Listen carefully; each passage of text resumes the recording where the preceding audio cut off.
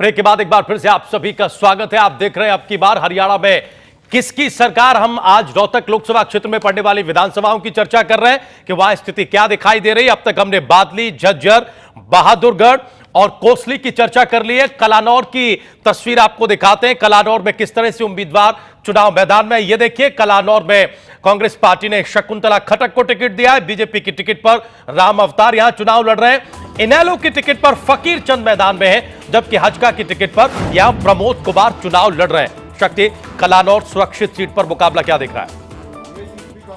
बहुकोणीय मुकाबला है, काफी कांटे की टक्कर इस बार है। ये हुड्डा का गढ़ माना जाता है, यहाँ पर भी हुड्डा को काफी कॉन्फिडेंस है इस इलाके पर भी। शकुंतला खट्टक के खिलाफ थोड़ी सी सत्ता विरोधी लहर है, लेकिन जो विकास किया है और जो जुड़ाव है हुड्डा का इस इलाके से, और दीपेंद्र हुड्डा यहाँ पर सांसद हैं, इस इलाके से आते हैं, उनकी कॉन्स्टिट्यूंसी में ही पड़ता है कलानौर। तो ऐसे में दीपेंद्र हुड्डा का भी अपना एक नेटवर्क है इस पूरे कलानौर कॉन्स्टिट्यूंसी में। तो ऐसा लगता है कि कुल मिलाकर शकुंतला खट्टक यहाँ से चुनाव जीत जाएंगे। यानी कांग्रेस पार्टियां विनिंग सिचुएशन में है। गणेश चौहान साहब, इत्तेफाक रखते हैं आप इस बात से? बिल्कुल नहीं रखता, क्योंकि राम अवतार के लिए काफी प्रयास किए जा रहे हैं। यहाँ अभी हाल ही में ही राजनाथ सिंह की एक रैली कराई गई, क्योंकि इस क्षेत्र में ठाकुरों के समाज की वोट भी काफी है। हाँ, और ये तो आप सभी को आप देख रहे हो कि तकरीबन लोग मान रहे हैं, ब्राह्मण और राजपूत तकरीबन भाजपा की तरफ है। लेकिन जो विकास की जहां तक हमारे भाई साहब बात कर रहे हैं, कोई खास विकास नहीं दिखाई पा रहा। सिर्फ सिटी में विकास दिखाई दे रहा है, बाकी कनानौर में ग्रामीण क्षेत्रों में विकास नहीं है। इसलिए चेतना पार्टी भी टेंट लगा रहे हैं, इसलिए हाँ, तो क्योंकि मुझे लगता है कि थोड़ा शकुंतला खट्टक को इसलिए फायदा हो रहा है। नहीं, मुझे नहीं, मेरा जो मानना है आपके मुताबिक बीजेपी, मेरा मानना जो बीजेपी है वो वहां से थोड़ा सा गेन कर पाएगी। गणेश चौहान साहब के मुताबिक कलानौर सुरक्षित सीट पर बीजेपी विनिंग सिचुएशन में है और बीजेपी की टिकट पर यहां राम अवतार चुनाव मैदान में है। बंसल साहब, आप क्या राय रखते हैं? सर, देखिए, मैं थोड़ा रोचक बात हूँ। शकुंतला खट्टक बाइक वाली मैडम के नाम से मशहूर है। वो अपना बाइक में पूरे हरियाणा में घूम के उड़ा के प्रचार करती थी, जब वो नर्स थी PJMS में तब भी। और उनको इससे उन्होंने हुड्डा परिवार की सेवा की। हुड्डा जी के पिता जब दाखिल थे, इस सेवा में उनको टिकट मिल गई, वो चुनाव जीत गई थी। तो और एक कलानौर मावे के लिए बड़ा प्रसिद्ध है, वैसे टोनो मावा दिल्ली में आता है, मतलब कि उसमें।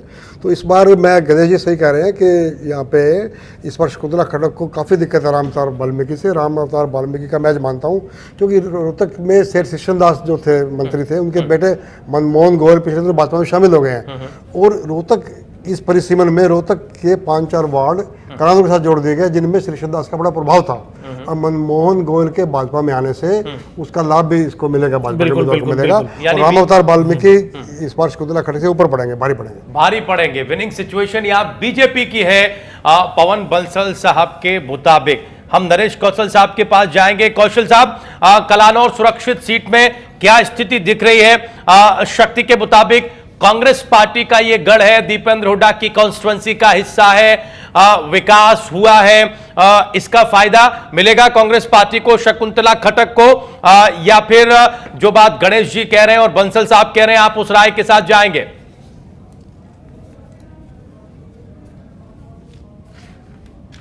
कौशल साहब, हमारी आवाज आपको मिल रही है?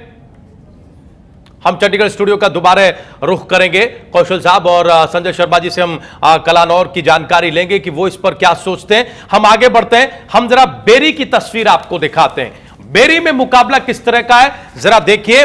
बेरी में कांग्रेस पार्टी की टिकट पर डॉक्टर रघुवीर कादियान चुनाव मैदान में है। इसके अलावा बीजेपी ने यहां विक्रम कादियान को मौका दिया है।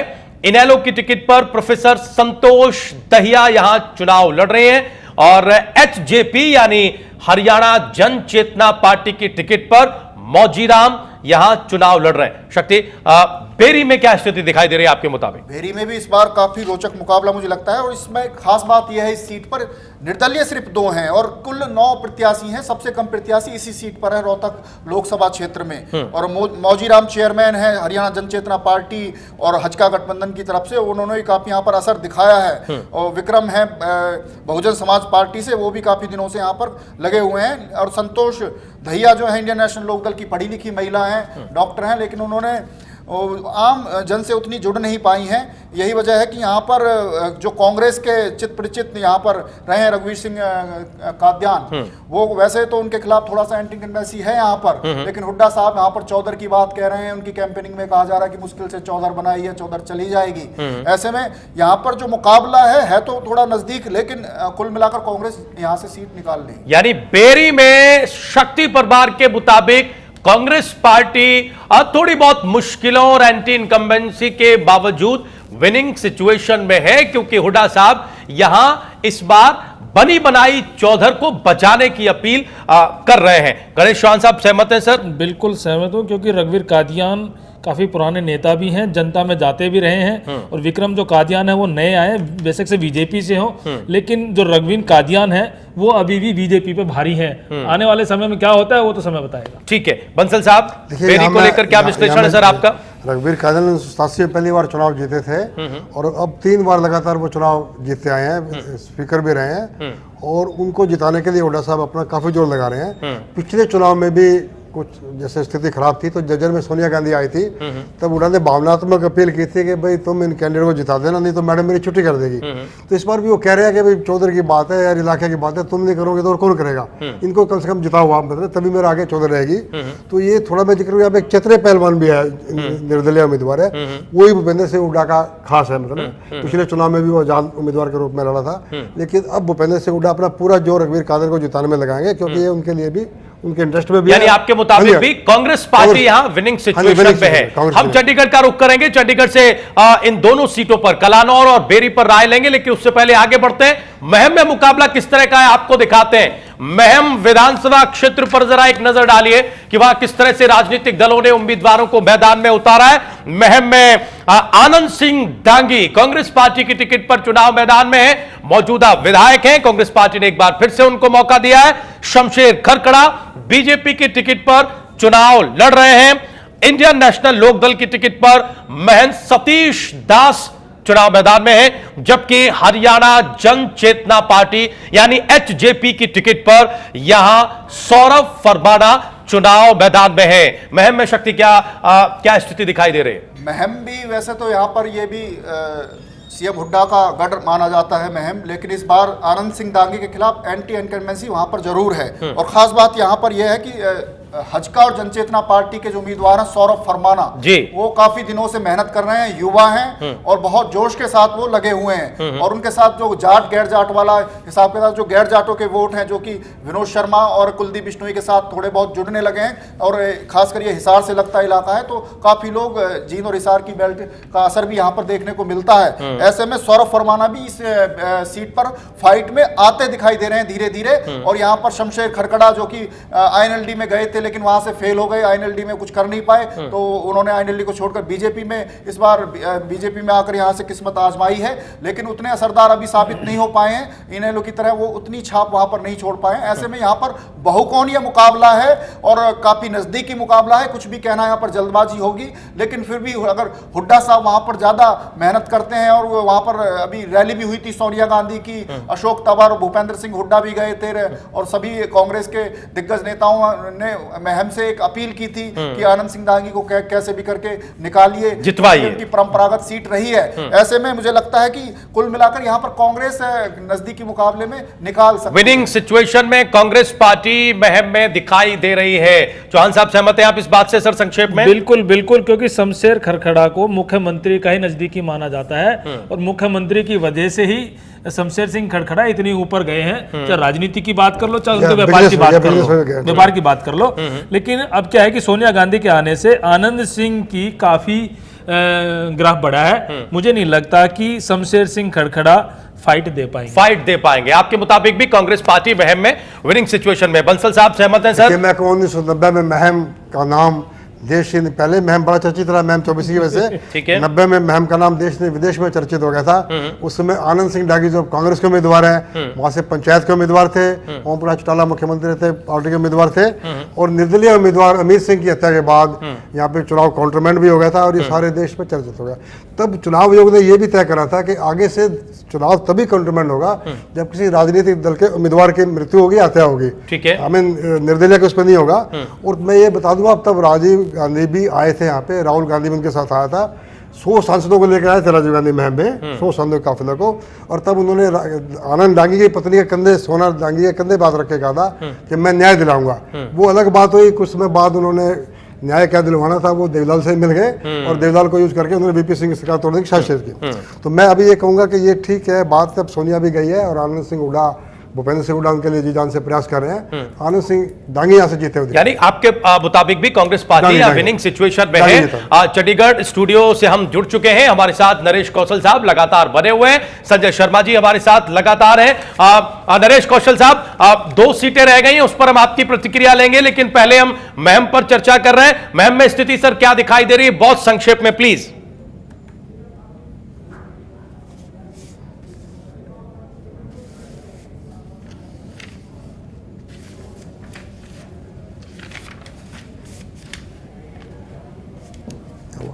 आवाज ही नहीं है।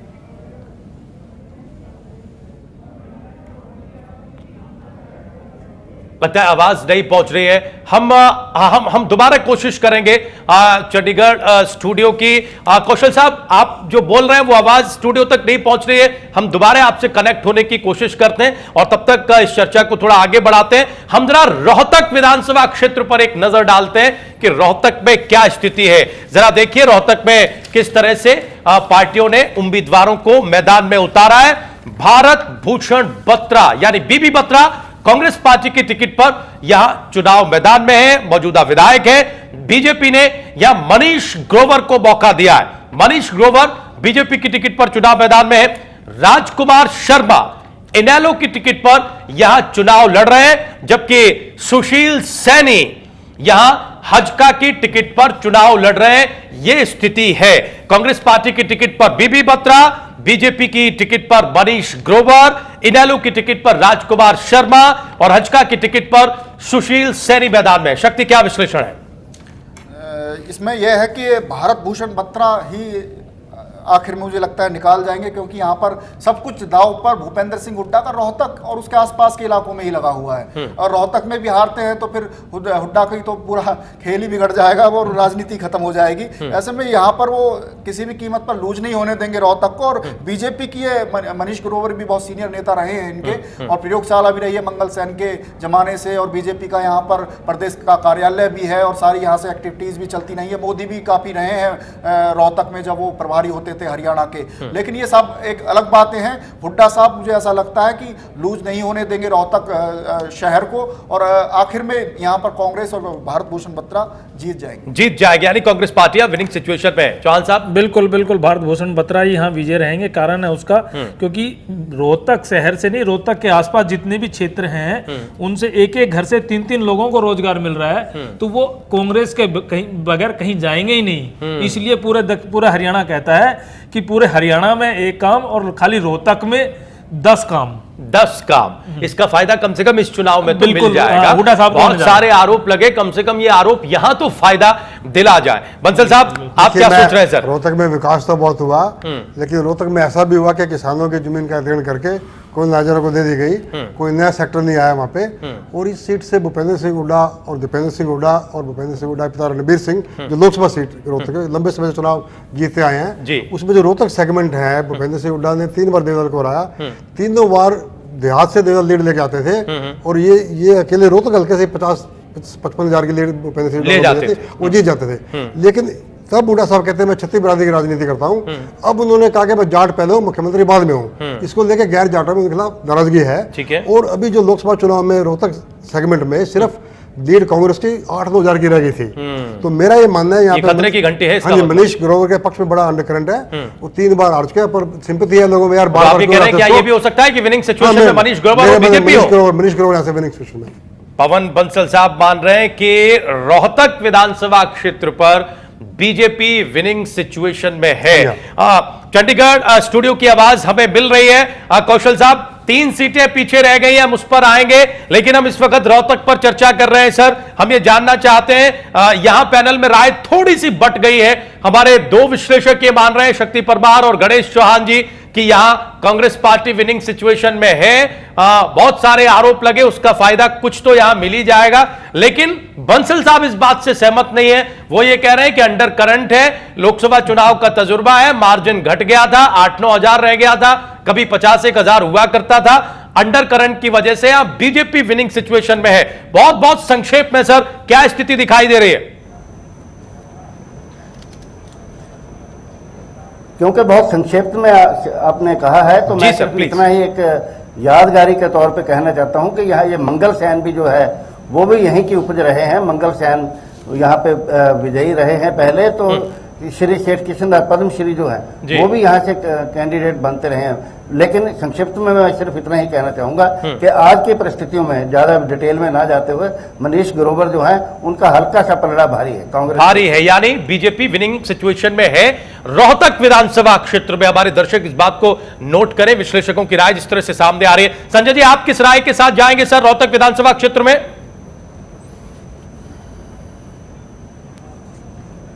जी, मैं एक पहलू की चर्चा करना चाहूंगा इसके रिजल्ट को समझने के लिए। हम बहुत जोर दे रहे हैं कि हुड्डा साहब अपनी पूरी ताकत लगा देंगे जी और इससे सीट को जीता जा सकता है जी। अगर आप म्युनिसिपल कॉर्पोरेशन के इलेक्शन देखें तो हुड्डा साहब के जो वार्ड था उससे बीजेपी जीत गए। इससे ये तो माना जा सकता है कि कई बार लीडर का बड़ा कद होते हुए अपने आसपास की स्थितियों को नहीं संभाल पाता। तो मैं भी कौशल साहब से और बंसल साहब से सहमत हूं कि यहाँ बीजेपी में एक उभार आ रहा है और उस उभार वो शायद अल्टीमेटली बीजेपी की तरफ ही जाएगा, बीजेपी की तरफ जाएगा।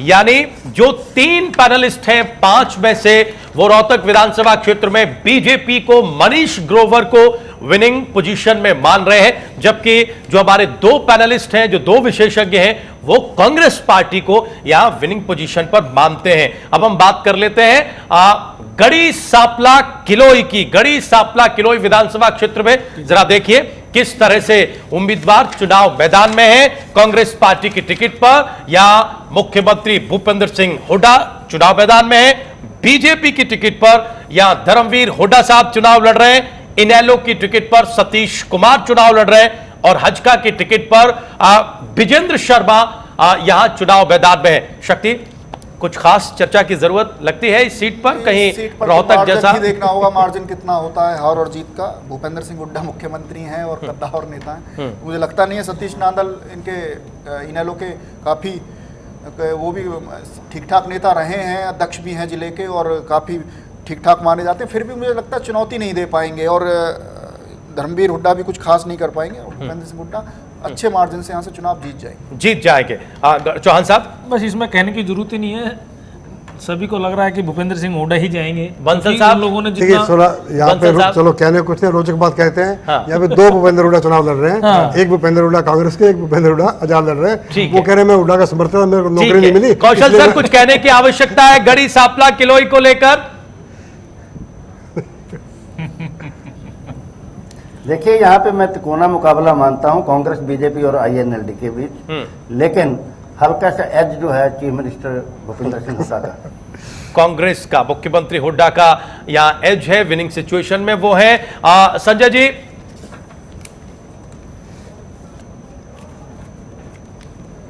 ये मुझे लगता है यहाँ पे साफ साफ हुड्डा साहब जीत रहे हैं। वो शायद पर्चा भरने के बाद वहाँ गए भी नहीं है। उनका जो भतीजा मोनू जा रहे हैं जी, अब जा रहे हैं, वो वहाँ संभालता रहता है। तो इसी से लगता है कि खुद चीफ मिनिस्टर ऐसा नहीं है। अच्छा, अभी तक या फिर वो जब जाते हैं रोहतक में तो वहां लोगों से मिल लेते हैं अपने घर जी।